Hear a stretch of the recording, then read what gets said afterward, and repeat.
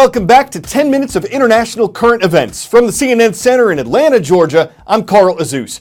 We're starting today's coverage in the capital of Belgium, where some major arrests were made late last week. Shortly after terrorists targeted an airport and a subway in Brussels, killing 31 people last month, Belgian authorities went on the hunt for the so-called man in the hat. He was seen in surveillance images at the Brussels airport, walking with two of the suicide bombers in that attack. In police raids across Brussels Friday, Mohamed Abrini was one of 6 people arrested, and authorities say he's confessed to being the man in the hat. Abrini has also been linked to last November's terrorist attacks in Paris, France, that killed 130 people. He's been charged with multiple crimes related to terrorism and murder. Also arrested Friday, Osama Krayem. European police believe he was working with the subway suicide bomber in Brussels. Investigators say the same ISIS terrorist network is responsible for the Paris and Brussels attacks. The U.S. government's considering how it can ramp up its military efforts against ISIS. The terrorist group's name is an acronym for Islamic State in Iraq and Syria, the two countries where it's taken over large sections of territory. The Obama administration is considering sending 250 more U.S. Special Forces to Syria, with the mission of helping local forces retake major cities there and in Iraq.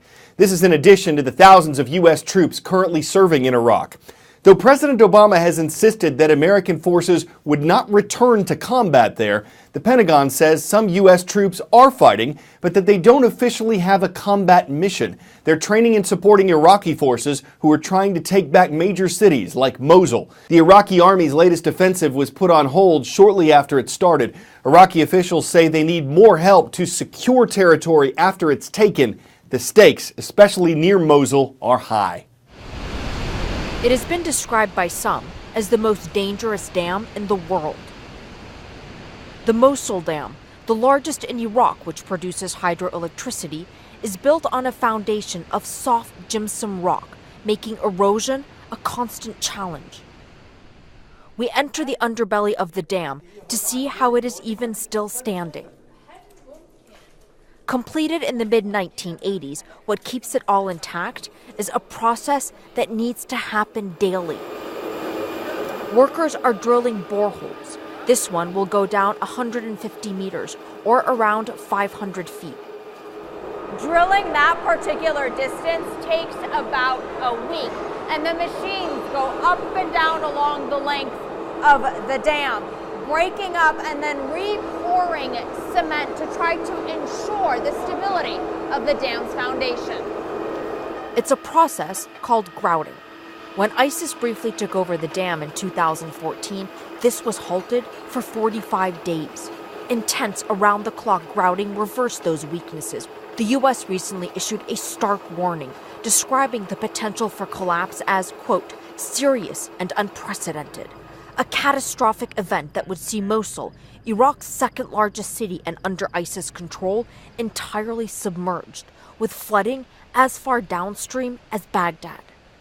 That warning said the lives of up to 1.5 million Iraqis would be at risk. But the dam's manager, Riyad al-Naimi, insists that disaster is not imminent.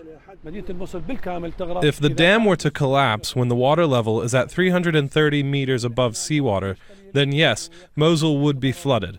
But with current levels, there would be minimal damage. The seepage is one of the reasons why, he says, the U.S. is so concerned. But he claims his team has determined that it is not impacting the dam's foundation. Still, last year, the U.S. installed an early warning system they monitor regularly, and there is an urgent need for repairs. Millions of Iraqis are directly reliant on the Mosul Dam in one way or another, but years of neglect by the Iraqi government due to politics, bureaucracy, and corruption are already being felt. Couple that with security concerns that for years kept international companies from taking up the job. An Italian company has just been contracted to repair and refurbish the dam, but work is yet to begin. And in Iraq, where nothing is ever entirely predictable, it is always the best to plan for the worst. From Hawaii to India with a stop in Oklahoma, it's time for the call of the roll. Hilo Intermediate School made a request on Friday's transcript page. The Spartans are watching from the community of Hilo, Hawaii. In northern Oklahoma, we arrive at the city of Pawnee. At Pawnee Middle School, welcome to the Black Bears. And from the capital of India, it's great to see Delhi Public School today. Hello to everyone in New Delhi. Problems and progress in space. First, a setback for NASA's Kepler Space Observatory. It was launched in 2009 at a cost of $600 million. Its mission is to look for habitable planets in outer space. NASA engineers found out late last week that the telescope's in emergency mode. That means it's having problems and burning through power quickly. One challenge in repairing Kepler is the delay. It's estimated to be about 75 million miles away from Earth, and it takes 13 minutes for signals to transfer between our planet and the telescope.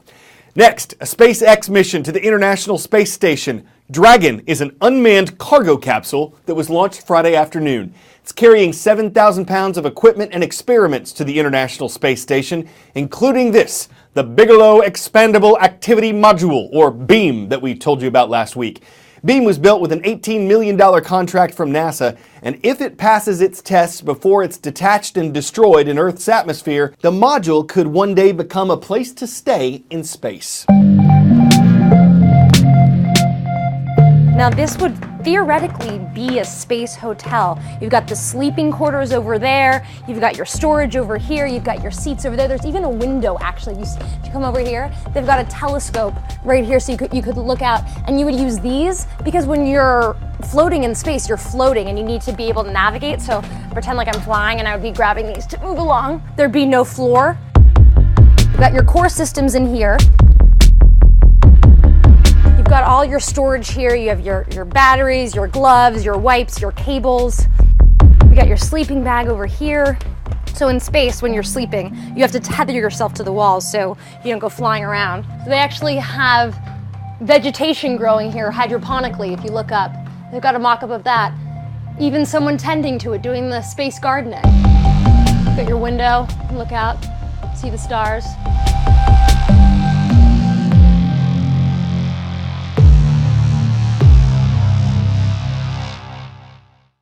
There's another part of the SpaceX mission that went well. Part of the rocket that carried the Dragon cargo capsule into space returned to Earth and for the first time landed intact on a drone ship in the Atlantic Ocean. Each Falcon 9 rocket costs more than $60 million, so being able to reuse them would save a lot of money.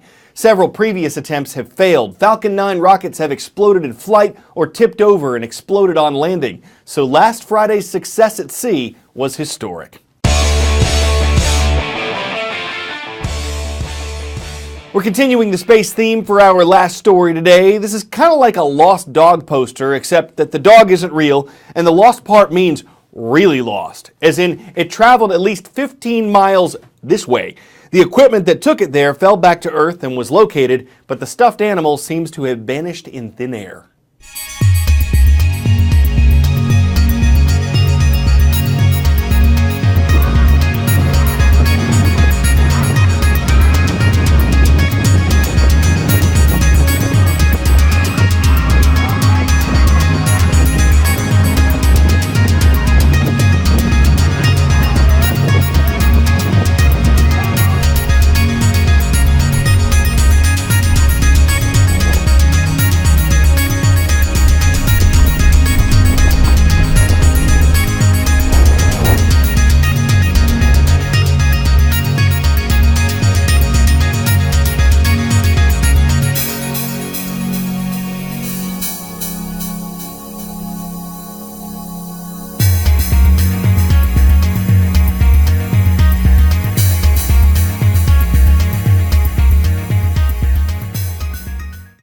You could say Sam's disappearance is a beagling mystery, a true canine drum, an atmosphereful event. We hope he's hound again soon because things just aren't the Sam without him. I'm Carl Azus for CNN Student News.